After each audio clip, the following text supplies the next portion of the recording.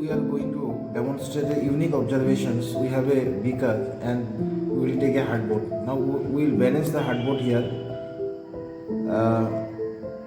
Yes, this is the center of mass of this hardboard. Now when we will try to place this coin, the hardboard will fall down due to unequal weight.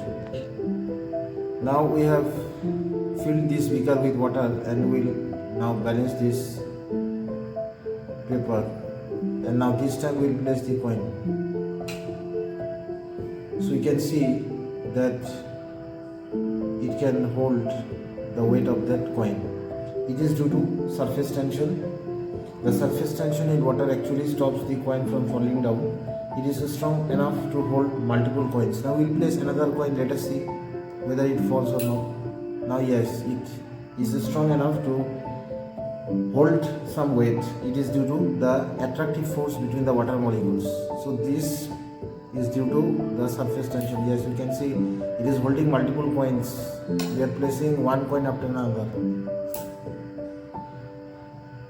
Yes, this is due to the surface tension, and this surface tension arises due to attraction between the water molecules.